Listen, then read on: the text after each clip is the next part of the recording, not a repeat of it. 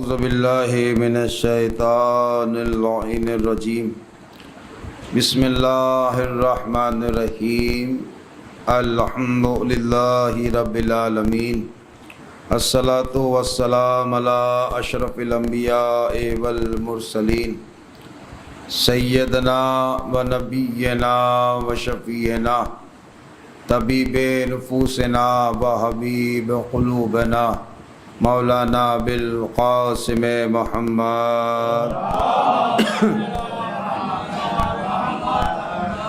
وعلى اہل بیتہ الطیبین الطاہرین المعصومین المظلومین ولعنۃ اللہ علی اعدائہم وقتلتہم وغاصبی حقوقہم ومنکری فضائلہم ومصائبہم وشجاعتہم وسخاوتہم وجلالتہم وولایتہم وعظمتہم وعطشہم اجمعین اما بعد فقد قال رسول اللہ صلی اللہ علیہ وآلہ وسلم بسم اللہ الرحمن الرحیم فاطمۃ بدۃ منی صلوات بھیجے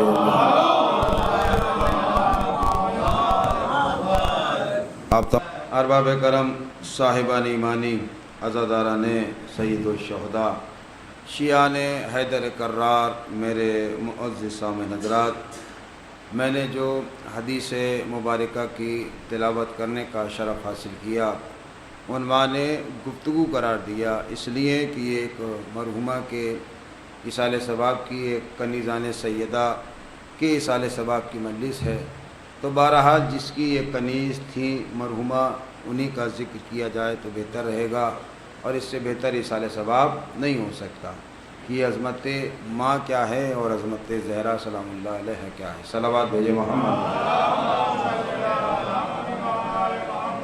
تو میں نے جو آپ کے سامنے حدیث مبارکہ کی تلاوت کرنے کا شرف حاصل کیا، عنوان گفتگو قرار دیا، یہ اس نبی پاک کے دہن مبارک سے نکلے ہوئے جملے ہیں کہ وہ سرکار دو عالم، وہ ختمی مرتبت، وہ طٰہٰ، وہ یاسین، وہ مزمل، وہ مدثر، کہ جس کا چلنا مشیت تھا، جس کا بولنا شریعت تھا، جس کی سانسیں تلاوت تھی، جس کی نیند عبادت تھی، جس کی عقل قرآن تھی، جس کی فکر تفسیر تھی، جس کا نفس نور تھا، جس کا جسم نور گر تھا، اس نبی پاک کی زبان سے جملے نکلے کہ جس کے کہنے سے نماز نماز ہے، جس کے کہنے سے روزہ روزہ ہے، جس کے کہنے سے حج حج ہے، جس کے کہنے سے زکوٰۃ زکوٰۃ ہے، جس کے کہنے سے آدم کو صفی اللہ مانا، جس کے کہنے سے نوح کو نجی اللہ مانا، جس کے کہنے سے ابراہیم کو خلیل اللہ مانا،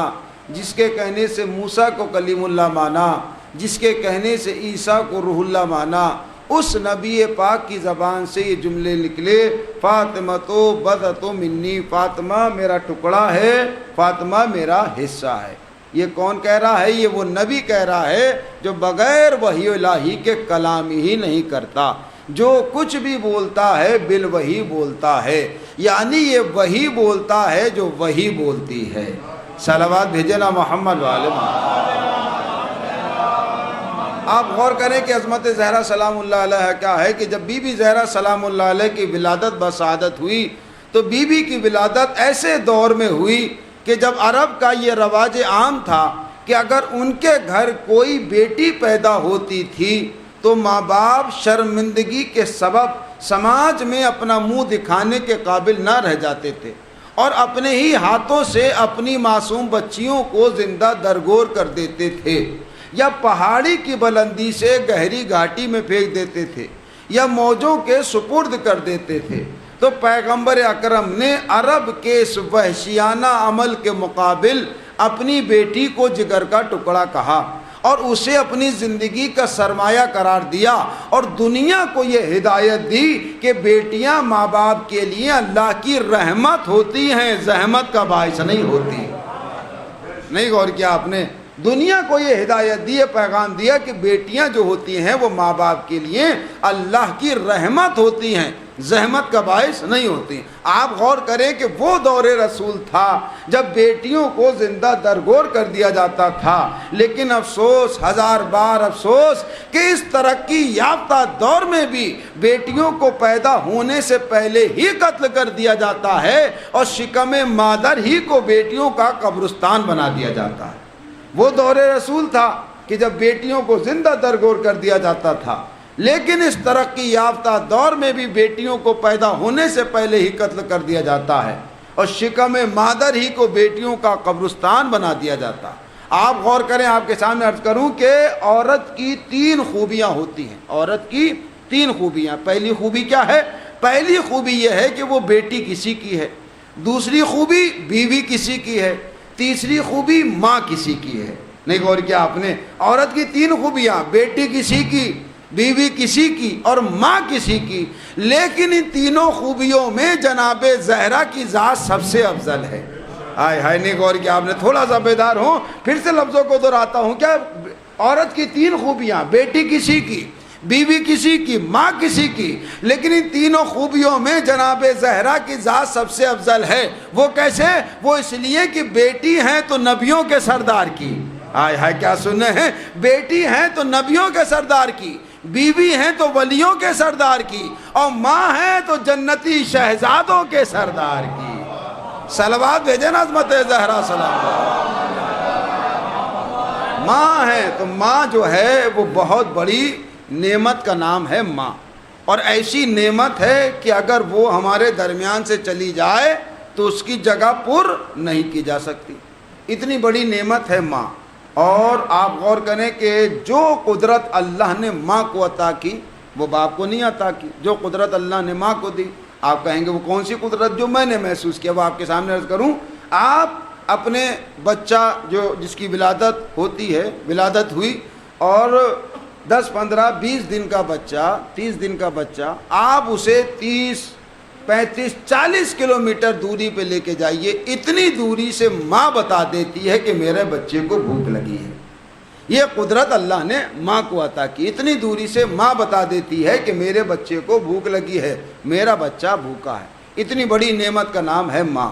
آپ دیکھتے ہیں کہ خود ماں گیلے میں لیٹتی ہے، جب بچہ چھوٹا ہوتا ہے تو ماں خود گیلے میں لیٹتی ہے، بچے کو سوکھے میں سلاتی ہے، اور جب بچہ آرام پاتا ہے تب ماں آرام پاتی ہے۔ اتنی محنت اور اتنی مشقت ماں اپنے بچوں کے ساتھ کرتی ہے، پوری رات جاگتی ہے۔ چہرہ بتا دیتا ہے کہ جس کے ہاں قریب ولادت ہوتی ہے کہ یہ ان کی نیند پوری نہیں ہو پا رہی۔ اتنی محنت ماں اپنے بچوں کے ساتھ کرتی ہے۔ اچھا، ہم اتنے بڑے جو ہو گئے وہ ایک دم تو بڑے نہیں ہو گئے، ہمارے والدین نے ہمارے ساتھ محنت کی ہے۔ اچھا، یہ پتہ ہی نہ چل پاتا کہ ہماری ماں نے ہمارے ساتھ کتنی محنت کی اگر ہم اپنے بچوں کی پرورش نہ کرتے، اگر ہم اپنے بچوں کی، وہ بھی اس دور میں جب اتنی سویدھا ہیں، اور اس دور میں جب بالکل سویدھا نہیں تھی، اس دور میں ماں نے ہمارے ساتھ اتنی محنت کی، اور اس دور میں تو ماشاءاللہ ہر چیز مہیا ہے۔ تو آپ غور کریں، تب ہمیں اتنی دقت ہوتی ہے، تو اس دور میں ہمارے ماں باپ نے ہمارے ساتھ کتنی محنت کی۔ اب ہمارے والدین نے، ہماری ماں نے ہمارے ساتھ بڑی محنت کی، اور محنت کرنے کے بعد دعائیں بھی کی ہمارے لیے۔ اب ابو ذر بھائی پوری توجہ، اب اگر ہم کسی لائق ہو جائیں اور نالائقی کریں، نہیں غور کیا آپ نے؟ ماں نے ہمارے ساتھ محنت کی اور دعا بھی کی، ہم کسی لائق ہو گئے اور اس کے بعد نالائقی کریں کہ آپ نے ہمارے لیے کیا ہی کیا ہے، پھر اس کے بعد نالائقی کریں کہ آپ نے ہمارے لیے کیا ہی کیا ہے۔ ارے علی کا نام آئے اور چہرہ مسکرا جائے، اس سے زیادہ اور کیا چاہیے؟ ہائے ہائے، نہیں غور کیا آپ نے؟ ارے علی کا نام آئے اور چہرہ مسکرا جائے، اس سے زیادہ اور کیا چاہیے؟ اچھا، ان جملوں کی وضاحت 4 مصروں سے آپ کے سامنے کرنا چاہتا ہوں کہ شاعر نے کہا کہ اس لیے نام علی پر مسکراتا ہوں عقیل، پاک ہے میرا لہو اظہار ہونا چاہیے۔ کیا سن رہے ہیں؟ اس لیے نام علی پر مسکراتا ہوں عقیل، پاک ہے میرا لہو اظہار ہونا چاہیے۔ اور دولت عشق علی ہر ایک کو ملتی نہیں، پہلے ماں کو صاحب کردار ہونا چاہیے۔ صلوات بھیجیں نا محمد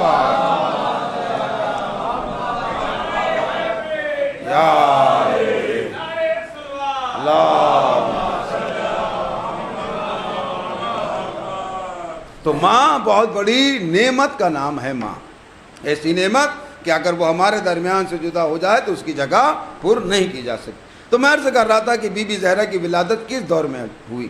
آپ غور کریں کہ جب بی بی زہرا سلام اللہ علیہ کی ولادت بسعادت ہوئی تو جہاں بی بی کی ظاہر سی بات ہے اس وقت کا ماحول کچھ بھی رہا ہو، جب ان کی ولادت ہوئی کچھ بھی رہا ہو، لیکن جس گھر میں آپ نے آنکھیں کھولی وہ گھر کوئی عام گھر نہیں تھا بلکہ سلطان انبیاء کا گھر تھا. ہے کیا سننا ہے، کوئی عام گھر نہیں تھا، سلطان انبیاء کا گھر تھا، جہاں لبہائے رسالت کی جنبش سے قرآنی آیات کی روشنی پھیلی ہوئی تھی، جہاں خانہ کعبہ کا سایہ پڑتا تھا، جہاں حوروں کا ہجوم رہتا تھا، جہاں صبح و شام درود و سلام کی آوازیں آیا کرتی تھی. ایسے چوکھٹ پہ بی بی زہرا گھٹنیوں چلی جو یتیموں کی امیدوں کا مرکز، اسیروں کی پناہ گاہ. ایسی پاک فضا میں پیغمبر اکرم کی بیٹی پیکر و عصمت و طہارت میں ڈھل کے مکارم اخلاق کا مرکب بنی، اور نہ صرف صنف نازک کے لیے بلکہ کل عالم بشریت کے لیے نمونے عمل قرار پائیں. صلوات بھیجے نا محمد وآل محمد. تو آپ غور کریں کیسے دور میں پیغمبر اکرم نے کہا جب بیٹیوں کو زندہ درگور کر دیا جاتا تھا. ایسے دور میں پیغمبر اکرم کہہ رہے ہیں کہ فاطمہ تو بزت منی، فاطمہ میرا ٹکڑا ہے، فاطمہ میرا حصہ ہے. میں نے آپ کے سامنے عرض کیا کہ ہمارا نبی جو ہے وہ بغیر وحی الہی کے کلام نہیں کرتا، جو کچھ بھی بولتا ہے بالوحی بولتا ہے، یعنی یہ وحی بولتا ہے جو وحی بولتی ہے. آپ غور کریں، دیکھیے قرآن مجید میں پروردگار ارشاد فرماتا ہے کہ لا رمیت اذ رمیت لیکن اللہ رما. اے رسول یہ کنکریاں تم نے نہیں ماری ہیں بلکہ ہم نے ماری ہیں. آپ غور کریں، ہمارا رسول بغیر وحی الہی کے کلام نہیں کرتا. پروردگار کہہ رہا ہے رسول یہ کنکریاں تم نے نہیں ماری، ہم نے ماری ہیں. یعنی فعل رسول انجام دے رہا ہے لیکن اللہ کہہ رہا ہے اس فعل کو میں نے انجام دیا. اللہ کہہ رہا ہے اس فعل کو میں نے انجام دیا. تو نبی نے کیا کہا، فاطمہ تو بزت منی. تو نبی نے اپنی خواہش نفس کی بنیاد پر نہیں کہا ہوگا بلکہ اللہ نے کہلوایا ہوگا. اے میرے حبیب کہہ دو فاطمہ میرا ٹکڑا ہے، فاطمہ میرا حصہ ہے. گویا اللہ کو بھی یہ گوارا نہیں ہے کہ فاطمہ کے بغیر رسالت مکمل ہو جائے. یہ ایک لمحہ فکریہ ہے ان لوگوں کے لیے جنہوں نے فاطمہ زہرا سلام اللہ علیہ کو رسول سے الگ کیا اور دائرہ اسلام میں رہنے کی کوشش کی. ذرا غور کریں، وہ مسلمان جو لا الہ الا اللہ اور محمد رسول اللہ کہتا ہے، جب بغیر فاطمہ کے رسول کی رسالت مکمل نہیں ہو سکتی تو مسلمان کا اسلام بغیر فاطمہ کے کیسے مکمل ہو سکتا ہے. صلوات بھیجے نا محمد وآلہ. آپ غور کریں، ہمارا نبی بغیر وحی الہی کے کلام نہیں کرتا. آپ غور کریں ہمارے نبی کا مرتبہ کیا ہے. ہمارے نبی، دیکھیے ہمارا نبی نبی، ہم اپنے نبی کو نبی مانتے ہیں، اپنا جیسا بشر نہیں مانتے. ہم نبی کو خطا کار نہیں مانتے بلکہ جو قرآن نے منوایا ہے وہ مانتے ہیں. ہم اس نبی کو مانتے ہیں جو اٹھے تو نبی ہے، بیٹھے تو نبی ہے، سوئے تو نبی ہے، جاگے تو نبی ہے، کسی سے گفتگو کرے تو رسول، کسی سے جستجو کرے تو رسول، مسجد میں آئے تو رسول، ممبر پہ جائے تو رسول، یہ کسی کو پشت پہ بٹھائے تو رسول ہے اور کسی کو بزم سے اٹھائے تو رسول ہے. صلوات بھیجے نا محمد وآلہ. ہمارے نبی کا مرتبہ کیا، آپ غور کریں، جب ہمارا نبی گزرتا تھا تو درک جھک کر نبی کو سلام کرتے تھے. کیا کہتے تھے؟ السلام علیکہ یا نبی اللہ. اے اللہ کے نبی آپ پر ہمارا سلام.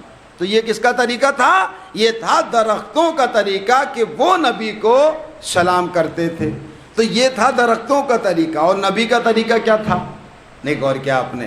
درختوں کا طریقہ تھا کہ وہ نبی کو جھک کر سلام کرتے تھے، اور نبی کا کیا طریقہ تھا کہ وہ در سیدہ کو سلام کرتے تھے. یعنی پورا عالم نبی کے لیے سب نبی کو سلام کریں. یعنی آدم پہ فرض ہے کہ وہ ہمارے نبی کو سلام کریں, نوح پہ فرض ہے کہ وہ ہمارے نبی کو سلام کریں, ابراہیم پہ فرض ہے کہ وہ ہمارے نبی کو سلام کریں, اسماعیل پہ فرض ہے کہ وہ ہمارے نبی کو سلام کریں. یعنی جتنے بھی نبی ہیں, جو بھی اللہ نے خلق کیا ہے, ان سب پہ فرض ہے کہ وہ ہمارے نبی کو سلام کریں. یا لفظوں کو بدل کر کہوں کہ پوری کائنات جس کو سلام کرے اسے رسول کہتے ہیں, اور رسول جسے سلام کرے اسے بطول کہتے ہیں. صلوات بھیجنا عظمت زہرا صلی یا اللہم صلی. پوری توجہ چاہتا ہوں, تھوڑا سا بیدار ہو تو انشاءاللہ لطف آئے گا کہ عظمت زہرا سلام اللہ علیہ کیا. دیکھیے ہمارے نبی کی دو زندگیاں ہیں, بیدار ہے نا. ہمارے نبی کی دو زندگیاں ہیں, ایک مکی زندگی اور ایک مدنی زندگی. اچھا, مکی زندگی نبی کی کیسی ہے کہ جب نبی مکے میں تھے اور جب نبی کو کہیں دوسرے شہر جانا ہوتا تھا تو نبی کیا کرتے تھے؟ پہلے بیت اللہ آتے تھے اور آنے کے بعد زیارت کرتے تھے, اس کے بعد دوسرے شہر جاتے تھے, اور پھر وہاں سے واپس آتے تھے تو ڈائریکٹ گھر نہیں جاتے تھے, پہلے بیت اللہ آتے تھے اور آنے کے بعد بیت اللہ کی زیارت کرتے تھے, پھر اس کے بعد گھر آتے تھے. ہائے ہائے, نہیں غور کیا آپ نے؟ ہمارے نبی کی مکی زندگی کیا ہے کہ جب بھی گھر سے نکلتے کسی دوسرے شہر کے لیے تو پہلے بیت اللہ آتے تھے, زیارت کرتے تھے, پھر جاتے تھے, پھر اس کے بعد وہاں سے واپس آتے تھے, پھر بیت اللہ آتے تھے, پھر گھر آتے تھے. یہ تھی نبی کی مکی زندگی. لیکن جب نبی مدینے میں آ گئے تو کعبے کی کمی کو محسوس کیا. ہائے ہائے, نہیں غور کیا آپ نے؟ جب نبی مدینے میں آ گئے تو کعبے کی کمی کو محسوس کیا. کعبے کی کمی کو پورا کرنے کے لیے در زہرا کو رکھا. ہائے ہائے, نہیں غور کیا آپ نے؟ جب نبی مدینے میں آ گئے تو کعبے کی کمی کو محسوس کیا, کعبے کی کمی کو پورا کرنے کے لیے در زہرا کو رکھا. یعنی جو مقام نبی کی نگاہ میں بیت اللہ کا تھا وہی مقام نبی کی نگاہ میں در زہرا کا تھا. صلوات بھیجنا محمد وہی مقام نبی کی نگاہ میں بیت اللہ کا تھا. پوری توجہ آپ کے سامنے عرض کروں. دیکھیے تمام صحابہ کرام, عظمت زہرا اور عظمت در زہرا, غور کریں کہ تمام صحابہ کرام میں یہ دیکھا گیا. کیا دیکھا گیا؟ یہ دیکھا گیا کہ جیسے ہی اذان ہوتی تھی تو تمام صحابہ کرام مسجد کی طرف جاتے تھے. لیکن ان صحابیوں میں ایک صحابی ایسا تھا جو پہلے در سیدہ پر آتا تھا اور اپنی داڑھی سے در سیدہ کی چوکھٹ پہ جھاڑو لگاتا تھا, اس کے بعد وہ مسجد میں جاتا تھا. یہ کون صحابی ہیں؟ یہ صحابی ہیں ایمان کے 10ویں درجے پر فائز جناب میثم جناب سلمان فارسی. جناب سلمان فارسی ان کا طریقہ کیا تھا؟ تو جب صحابہ کرام نے یہ دیکھا گیا کہ جیسے ہی اذان ہوتی ہے سب مسجد کی طرف جاتے ہیں, اور سلمان جو ہے وہ پہلے در سیدہ پر آتے ہیں اور اپنی داڑھی سے در سیدہ کی چوکھٹ پہ جھاڑو لگاتے ہیں, پھر اس کے بعد مسجد میں آتے ہیں. تو لوگ صحابہ کرام نے جناب سلمان کو چاروں طرف سے گھیرا اور گرنے کے بعد کہا, سلمان تم عجیب ہو اور تمہاری فطرت عجیب ہے. کہا کیا مطلب؟ کہا جیسے ہی اذان ہوتی ہے سب مسجد کی طرف جاتے ہیں, تم در زہرا کی طرف جاتے ہو. نہیں غور کیا آپ نے؟ جیسے ہی اذان ہوتی ہے سب مسجد کی طرف جاتے ہیں, تم در زہرا پر جاتے ہو. تو جناب سلمان فارسی نے کہا, جملہ آپ کی سماعتوں کے حوالے, جیسے سنا آپ کی مرضی ہے. جناب سلمان فارسی کہہ رہے ہیں میں یہ جو فعل انجام دیتا ہوں میں دنیا والوں کو یہ بتانا چاہتا ہوں کہ مسجد میں اللہ راضی ہی جب ہوگا جب گھر میں بطول راضی ہوں گے. صلوات بھیجنا عظمت زہرا سلام اللہ. مسجد میں اللہ راضی ہی جب ہوگا, یا مسجد میں اللہ, کسی کو رضی اللہ کہنے کی ضرورت نہیں ہے, بلکہ یہ دیکھو کہ اللہ کس سے راضی ہے. جس سے اللہ راضی, آپ غور کریں, آپ یہ دیکھیں کہ زہرا کس سے راضی ہے, جس سے زہرا راضی ہے اس سے اللہ راضی ہے. تو کیا کہا کہ میں یہ جو فعل انجام دیتا ہوں میں دنیا والوں کو یہ بتانا چاہتا ہوں تو مسجد میں اللہ راضی ہی جب ہوگا جب گھر میں بطول راضی ہو. اچھا بات یہاں تک آ گئی, جملے اور سن لیں. اب پھر کسی نے پوری توجہ، معرفت سے بھرے ہوئے جملے ہیں، پھر کسی نے جناب سلمان فارسی سے پوچھا سلمان یہ بتاؤ سدرۃ المنتہا کہاں ہے؟ ہائے ہائے کیا سننا ہے، نہیں غور کیا آپ نے، تھوڑا سا بیدار ہوں، سلمان یہ بتاؤ سدرۃ المنتہا کہاں ہے؟ تو جناب سلمان فارسی نے در زہرا کی طرف اشارہ کر کے کہا یہ ہے سدرۃ المنتہا۔ نہیں غور کیا آپ نے، تو جناب سلمان فارسی نے جواب کیا دیا، یہ ہے سدرۃ المنتہا۔ تو لوگوں نے کہا سلمان کیسے بے وقوفوں والی باتیں کر رہے ہو، سدرۃ المنتہا تو وہاں ہے جہاں فرشتہ رکا تھا۔ نہیں غور کیا آپ نے، سدرۃ المنتہا تو وہاں جہاں فرشتہ رکا تھا۔ تو جناب سلمان فارسی نے کیا کہا، ارے یہ تو اپنے اپنے عرفان کی بات ہے، تھوڑا سا بیدار ہو جائے انشاءاللہ لطف آئے گا، ارے یہ تو اپنے اپنے عرفان کی بات ہے، وہ تیرا عرفان ہے یہ میرا عرفان ہے، وہ تیری سدرۃ المنتہا یہ میری سدرۃ المنتہا، وہ تیری سدرۃ المنتہا ہے جہاں فرشتوں کا سردار رکتا ہے، یہ میری سدرۃ المنتہا ہے جہاں نبیوں کا سردار رکتا ہے۔ صلوات بھیجنا محمد وآلہ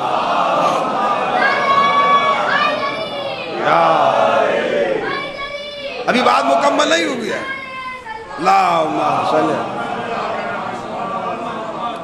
وہ تیری سدرۃ المنتہا ہے یہ میری سدرۃ المنتہا ہے، وہ تیری سدرۃ المنتہا جہاں فرشتوں کا سردار رکتا ہے۔ پوری توجہ، جملہ آپ کی سماعتوں کے حوالے، جیسے سنا آپ کی مرضی ہے، وہ تیری سدرۃ المنتہا جہاں فرشتوں کا سردار رکتا ہے، یہ میری سدرۃ المنتہا جہاں نبیوں کا سردار رکتا ہے، وہ تیری سدرۃ المنتہا ہے جہاں فرشتے کا پر جلتا ہے، یہ میری سدرۃ المنتہا ہے یہاں فرشتے کو پر ملتا۔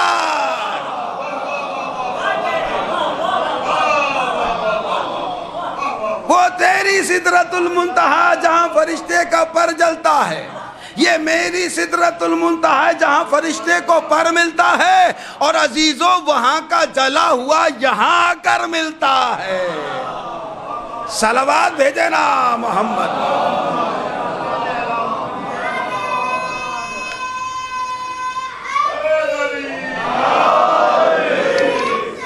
اللہم صلی علی محمد۔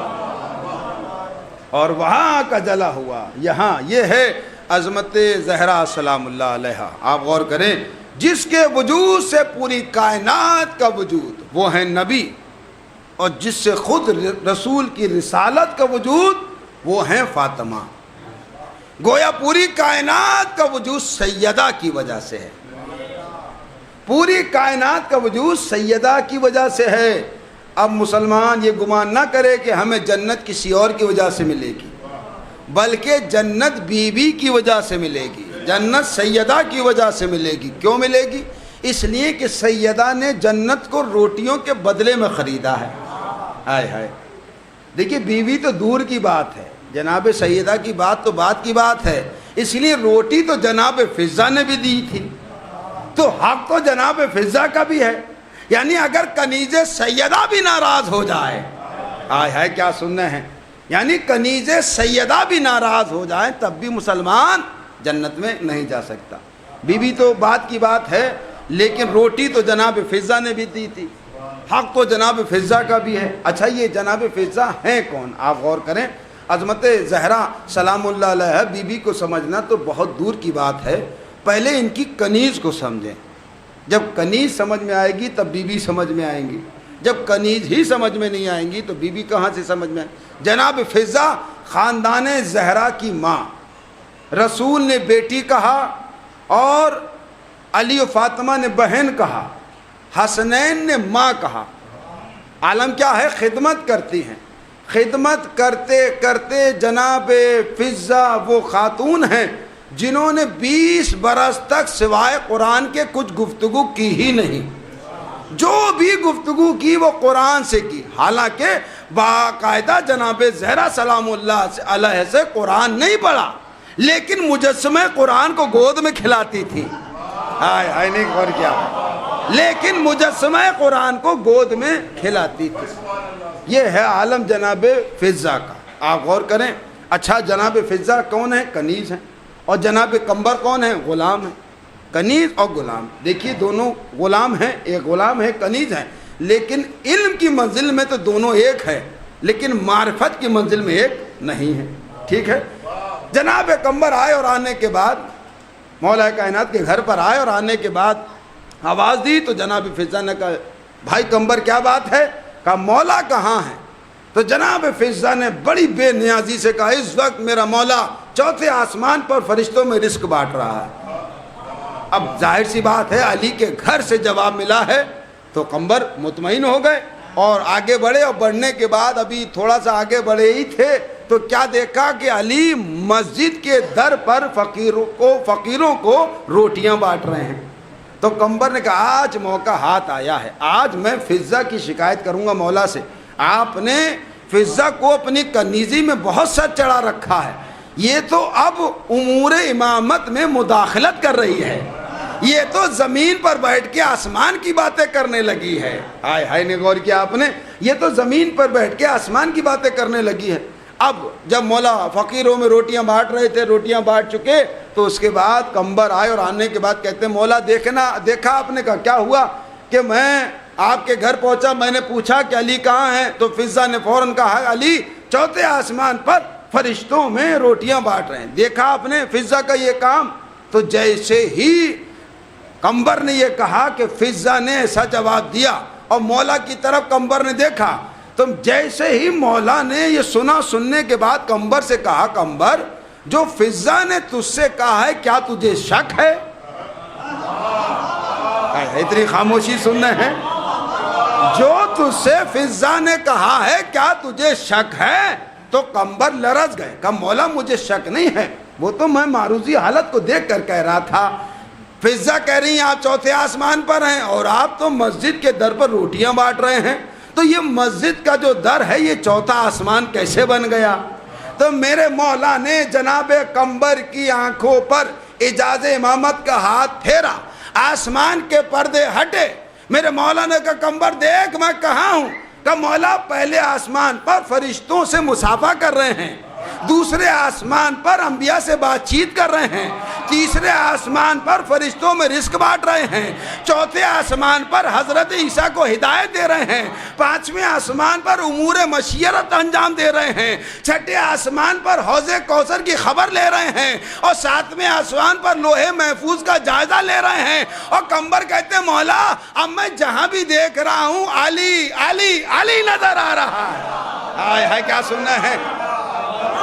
قمبر کہتے ہیں مولا میں جہاں بھی دیکھ رہا ہوں علی علی علی نظر آ رہا ہے، میں جہاں بھی دیکھ رہا ہوں علی علی علی نظر آ رہا ہے۔ تو میرے مولا نے کہا قمبر آج کے بعد ایک بات کا خیال رکھنا، غلام تو بھی ہے اور کنیز فضہ بھی ہے، لیکن کبھی فضہ سے مقابلے کی کوشش نہ کرنا، اس لیے کہ تو ڈوڑی کے باہر کا غلام ہے، وہ گھر کے اندر کی کنیز ہے۔ حیدری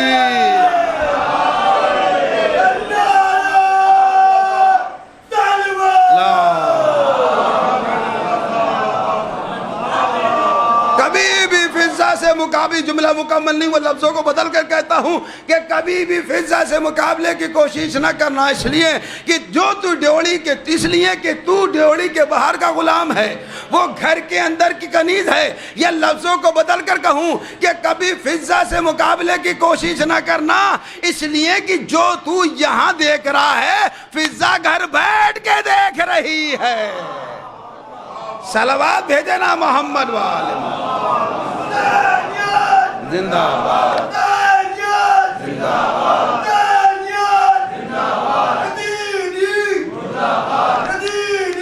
مردہ باد۔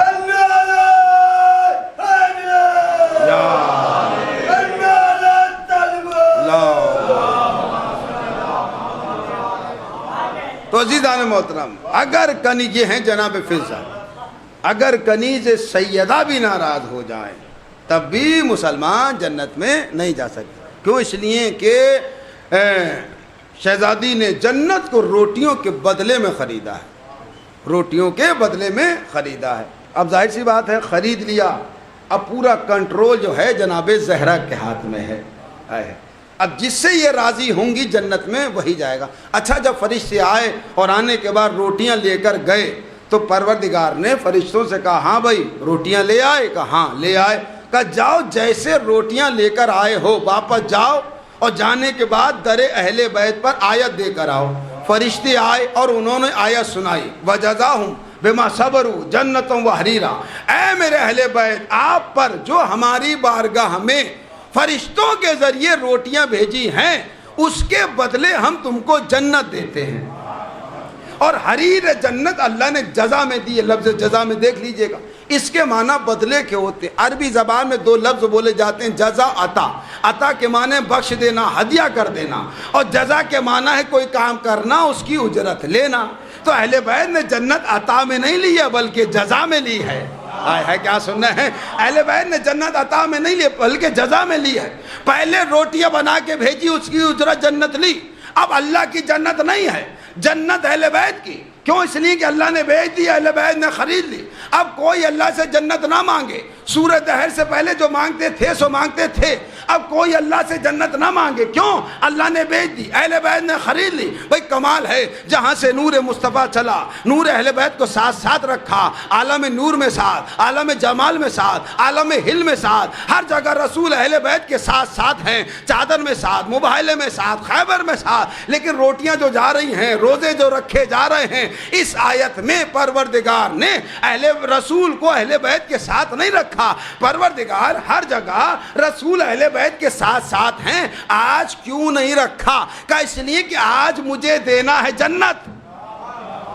ہے غور ہی نہیں کہ آپ نے لگ رہا تھک چکے ہیں، اس لیے کہ آج مجھے دینا ہے جنت۔ پروردگار رسول کو اہل بیت میں شامل کیوں نہیں کرتا؟ کہ اس لیے کہ رسول کا کلمہ پڑھنے والے بڑے سیانے ہیں، رسول کا کلمہ پڑھنے والے بڑے سیانے ہیں۔ اگر رسول کو اہل بیت میں شامل کر دیا تو رسول کا کلمہ پڑھنے والے علی کے چاہنے والوں کی نظروں میں نظر ڈال کر کہیں گے جائیے ہم علی کی جنت میں نہیں جاتے، ہم فاطمہ کی جنت میں نہیں جاتے، ہم حسنین کی جنت میں نہیں جاتے، ہم محمد کی جنت میں چلے جائیں گے۔ پروردگار نے کہا ہٹ جاؤ محمد، نہ تمہاری جنت ہوگی نہ کوئی دعویٰ کرے گا۔ ہٹ جاؤ محمد، نہ تمہاری جنت ہوگی نہ کوئی دعویٰ کرے گا۔ اب نہ اللہ جنت بانٹے گا نہ رسول جنت بانٹیں گے، تو کون جنت بانٹے گا؟ نبی نے فرمایا یا علی انتا قسیم النار والجنت، اے علی آپ جنت اور جہنم کے تقسیم کرنے والے ہیں۔ اب جب مسلمان محشر کا ہنگام ہوگا، جب پہنچے گا، ایک ہاتھ میں تسبیح اور ایک ہاتھ سے ریشے مبارک پکڑے ہوئے کہے گا ہائے جنت، ہائے جنت، ہائے جنت۔ تو فرشتے کیا کہیں گے؟ وہ دیکھو علی بانٹ رہے ہیں۔ ہائے کیا سننے ہیں؟ فرشتے کہیں گے وہ دیکھو علی بانٹ رہے ہیں، وہ دیکھو علی بانٹ رہے ہیں، وہ دیکھو علی بانٹ رہے ہیں۔ تو سارے کیا کہیں گے؟ سارے یہی کہیں گے نا یا علی ہمیں دے دو، یا علی ہمیں دے دو، یا علی ہمیں دے دو۔ تو رسول کہیں گے ارے مسلمانوں، دنیا میں یا علی کہنا بدعت سمجھتے تھے، آج خود کہہ رہے ہو یا علی ہمیں دے دو۔ صلوات بھیجے نا محمد والے۔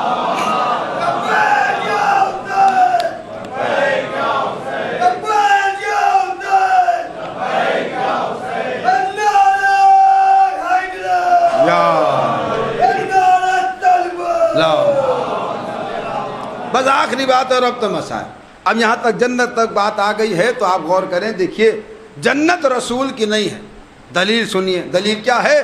مدینے کے در و دیوار گواہ ہیں، حسنین کریمین پشت پر ہیں۔ کیا کہتے ہیں؟ نانا زلف دیجئے ہم کھینچیں گے، نانا زبان دیجئے ہم چوسیں گے، نانا ناکا بنیے ہم گھومیں گے۔ ہر خواہش کس سے کر رہے ہیں؟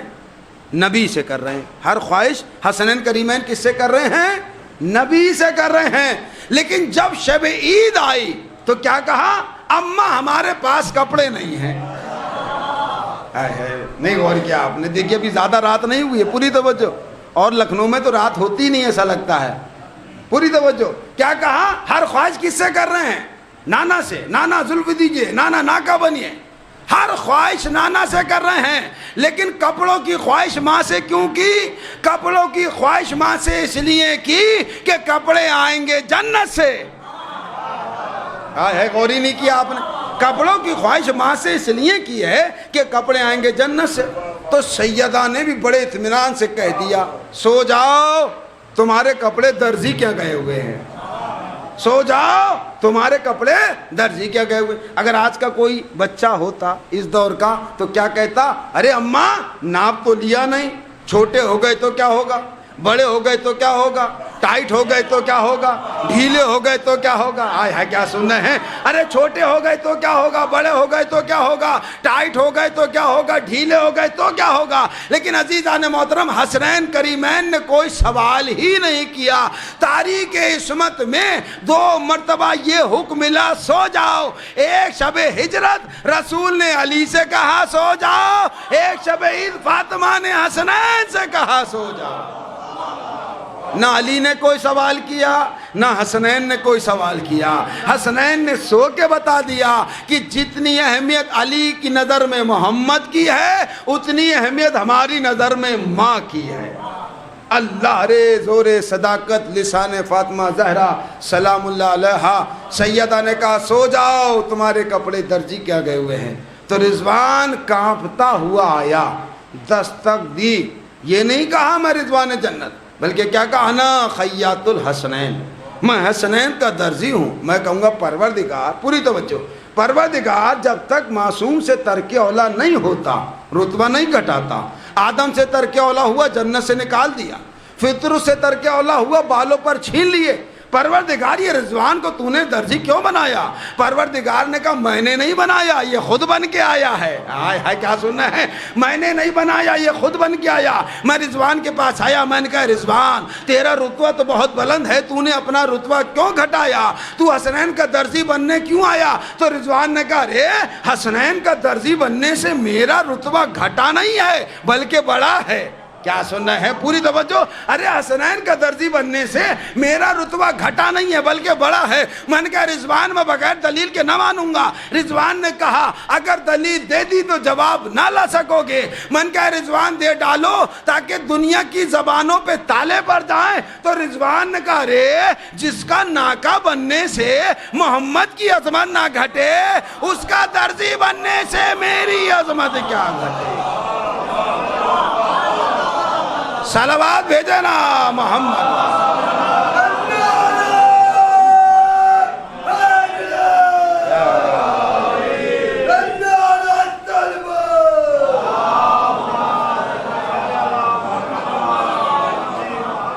تو عزیزان محترم بی بی نے جنت کو روٹیوں کے بدلے میں خریدا ہے. جس سے بی بی راضی ہوں گی جنت میں وہی جائے گا, جس سے ناراض ہو جائیں گی وہ جنت کی خوشبو تک نہیں پا سکتا. اب آپ تاریخ میں جا کر دیکھیں, آخری بات, تاریخ میں جا کر دیکھیں کہ بی بی کس سے ناراض رہیں اور کس کے سلام کا جواب نہیں دیا. ہائے ہائے, کس سے ناراض رہیں اور کس کے سلام کا جواب نہیں دیا, کس سے ناراض رہیں اور کس کے سلام کا جواب نہیں دیا. جب ان لوگوں نے بی بی کو سلام کیا, خدا لعنت کرے ان ملونوں پر جنہوں نے بی بی زہرا سلام اللہ علیہ پر ظلم کیا. پوری توجہ. اب بی بی نے جب ان کے سلام کا جواب نہیں دیا تو کہنے لگے آپ نے اپنے بابا سے نہیں سنا کہ سلام کرنا مستحب ہے, جواب دینا واجب ہے؟ تو بی بی نے کیا کہا, ہاں میں نے یہ تو سنا ہے لیکن شاید تم نے میرے بابا سے یہ نہیں سنا کہ فاطمہ تو بزتو منی, فاطمہ میرا ٹکڑا ہے, فاطمہ میرا حصہ ہے.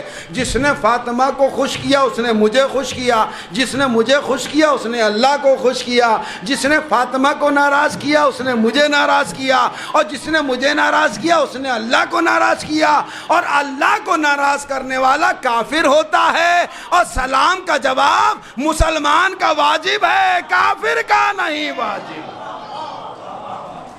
بی بی مسلمان سمجھتی کب تھی, بی بی اس کو مسلمان سمجھتی کب تھی؟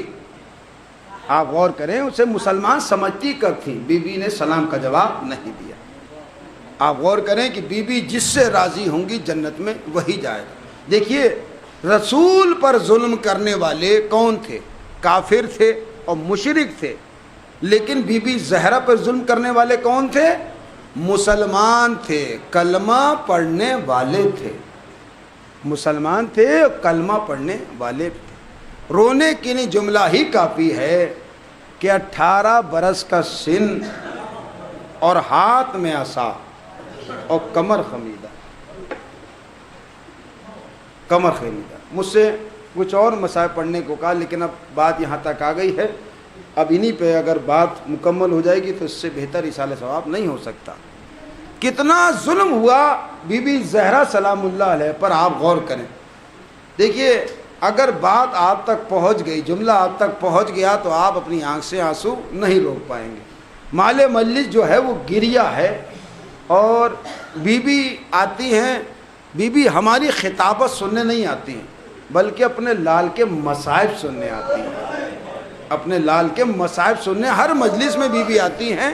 تو ہماری خطیب کی خطابت سننے ہر مجلس میں نہیں آتی بلکہ اپنے لال کے مصائب سننے آتی ہیں. میں آج انہی کا ذکر کر رہا ہوں. اپنے لال کے مصائب آپ کو معلوم ہے کس عالم میں آتی ہیں؟ ایک ہاتھ پسلیوں پر ہوتا ہے اور ایک ہاتھ میں رومال ہو. کیا کہتی ہیں عزادارو؟ آنسو لاؤ میرا حسین زخمی. آپ غور کریں کہ بی بی پہ ظلم کتنا ظلم ہوا، کتنا ظلم ہوا کہ جب بی بی اپنے بابا کی یاد میں روتی تھی تو لوگوں کو تکلیف ہوتی تھی اور آ کر کہتے تھے یا علی یا دن میں رو لیا کریں یا رات میں رو لیا. جس درخت کے نیچے بیٹھ کر اپنے بابا کو یاد کر کے روتی تھی، ظالموں نے وہ درخت جدا کر دیا. اچھا ادھر بی بی زہرا سلام اللہ علیہ پر ظلم ہوا تو کتنا ہوا، ادھر کربلا میں ظلم ہوا تو کتنا ظلم ہوا. تو ان دونوں ظلموں میں فرق کیا ہے؟ ادھر بی بی زہرا پہ ظلم ہوا، ادھر کربلا میں ظلم ہوا، لیکن دونوں ظلموں میں فرق کیا ہے؟ فرق اتنا سا ہے کہ ادھر بچوں کے سامنے ماں کو مارا گیا، ادھر ماں کے سامنے بچوں کو مارا گیا. ہائے ہائے کیا فرق ہے کربلا میں اور بی بی زہرا کے ظلم. ادھر بچوں کے سامنے ماں کو مارا گیا، ادھر ماں کے سامنے بچوں کو مارا گیا. ماں کے سامنے بچوں کو مارا گیا. دیکھیے میں نے شروع میں یہ بات عرض کی تھی، ماں جو ہے بہت بڑی نعمت کا نام ہے. ماں بہت بڑی نعمت ہے. ماں خدا سب کی ماں کو سلامت رکھے، اور ہمارے جو جن کی مائیں حیات ہیں ان کے سر پر ان کی ماں کا، ان کے باپ کا سایہ برقرار رہے. پروردگار مرحومہ کی مغفرت فرمائے اور مرحومہ کو جوار معصومہ میں جگہ عنایت فرمائے. آپ غور کریں، آپ کے سامنے عرض کروں. دیکھیے ماں بہت بڑی نعمت ہے. دیکھیے جب بی بی زہرا سلام اللہ علیہ کا آخری وقت آیا تو ماں، دیکھیے ماں ہوتی ہے، کتنی تکلیف میں ہے ماں، کتنی تکلیف میں ہے. اتنی تکلیف میں ہے بی بی زہرا سلام اللہ علیہ کہ جب سے بی بی زہرا کے پہلو پہ دروازہ گرا تھا اور اس کے بعد خدا لعنت کرے اس ملعون پر جس نے تلوار کا ہتھا بی بی کے ہاتھ پہ مارا، خدا لعنت کرے اس ملعون پر جس نے بی بی کے ہاتھ پر کوڑا مارا. بی بی کی جب تک حیات رہی بی بی ایک ہاتھ سے تکبیر کہتی تھی. بی بی کے پہلو پہ دروازہ گرا جس سے پسلیاں ٹوٹ گئی تھی. آپ ہڈی کے ڈاکٹر سے پوچھئے جب پسلی ٹوٹ جاتی ہے، ہڈی ٹوٹ جاتی ہے، کتنی تکلیف ہوتی ہے. تب آپ کو محسوس ہوگا جب سانس لیتا ہے تب بھی تکلیف ہوتی ہے. اتنی تکلیف بی بی زہرا، اتنی تکلیف میں ہے بی بی زہرا. آپ غور کریں. اور آخری وقت قریب ہے تو جناب فضہ سے کہہ رہی ہیں دیکھو میں حجرے میں عبادت کے لیے جا رہی ہوں. دیکھیے ماں کتنی بڑی نعمت ہے. ماں آپ غور کریں کتنی تکلیف میں ہے. میں حجرے میں جا رہی ہوں، دیکھو جب تک میری تسبیح و تحلیل کی آواز آتی رہے سمجھنا تمہاری شہزادی زندہ ہے. جب آواز آنا بند ہو جائے سمجھنا تمہاری شہزادی دنیا سے رخصت ہو جائے. اب دیکھیے ماں کیا ہوتی ہے. اب کہتی ہیں لیکن ایک بات کا خیال رہے، جب میرے بچے آئیں تو پہلے کھانا کھلانا، اس کے بعد میرے مرنے کی خبر دینا. ہائے ہائے یہ ہے ماں. جب بچے آئیں آخری رخصت ہے، مطلب آخری وقت ہے، اتنی تکلیف میں لیکن بچوں کا خیال ہے. کیا خیال ہے؟ جب بچے آئیں تو پہلے کھانا کھلانا، اس کے بعد میرے مرنے کی خبر دینا. ہاں عزادارو جناب زہرا اجرے میں پہنچی، عبادت میں مصروف ہیں. ادھر فضہ کان لگائے بیٹھی ہے، تسبیح و تحلیل کی آواز آ رہی ہے، آواز آ رہی ہے. اتنے میں آواز آنا بند ہو گئی. آواز آنا بند ہو گئی تو جناب فضہ پہنچی ہے، پہنچنے کے بعد کیا دیکھا؟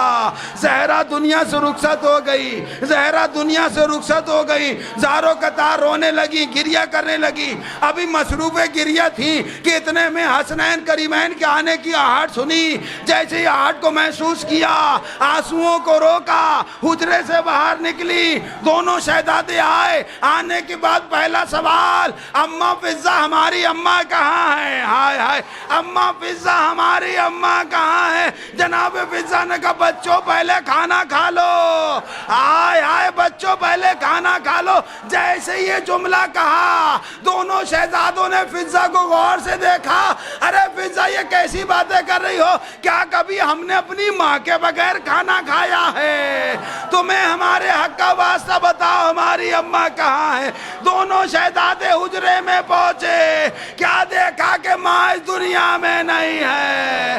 حجرے سے باہر نکلے، اپنے اپنے ماموں کو اتارا، اتارنے کے بعد کہا بابا ہماری ماں دنیا سے رخصت ہو گئی، بابا ہماری ماں دنیا سے رخصت۔ سارے مسائل چھوڑتے ہوئے بس آخری ٹکڑا، 1 منٹ بس، سارے مسائل چھوڑتے ہوئے بی بی کی جو وصیتیں تھیں ان میں وصیت کیا تھی کہ میرا جنازہ رات کی تاریکی میں نہ اٹھائیے گا، اور میرے جنازے میں وہ لوگ ہرگز شریک نہ ہو، خدا لعنت کرے ملونوں پر جنہوں نے میرے اوپر ظلم کیا۔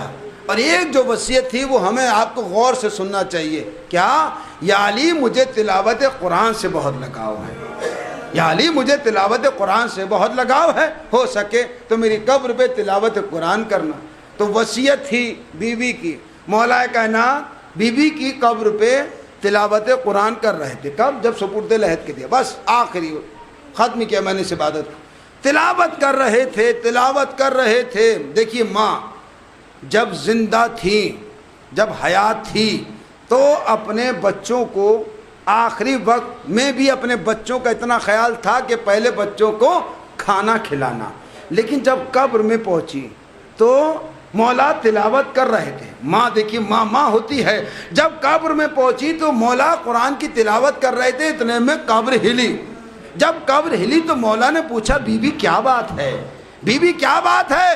کہتے ہیں تو بی بی کہتے ہیں یا علی حسین پیاسا ہے، پیاس سے تڑپ رہا ہے۔ آئے ہائے، دیکھیے ماں جب سپرد لحد کر دیا گیا تب بھی بچوں کا خیال کیا کہہ رہی ہے؟ یا علی حسین پیاسا ہے، پیاس سے تڑپ رہا ہے۔ مولا کائنات گھر پہنچے، دیکھا حسین پیاسے ہیں، حسین کو پانی دیا، مولا حسین کو پانی دیا، مولا حسین نے پانی پیا، اور اس کے بعد مولا کرسی پر بیٹھ گئے اور زاروں قطار رونے لگے، گریہ کرنے لگے۔ اتنے میں جناب زہرا سلام، جناب ثانی زہرا، جناب زینب کبریٰ سلام اللہ علیہ آئی، اور آنے کے بعد اپنے بابا کو روتا پایا، پوچھا بابا کیا بات ہے، آپ کیوں رو رہے ہیں؟ تو مولا کائنات نے جناب زینب سے کہا بیٹا میں تیری ماں کی قبر پہ تلاوت قرآن کر رہا تھا، قبر ہلی، میں نے پوچھا کیا بات ہے؟ کہا حسین پیاسا ہے، پیاس سے تڑپ رہا ہے، حسین پیاسا ہے، پیاس سے تڑپ رہا ہے۔ تو جناب زینب نے جیسے ہی اپنے بابا کا جملہ سنا، کہا بابا یہ زینب آپ سے وعدہ کرتی ہے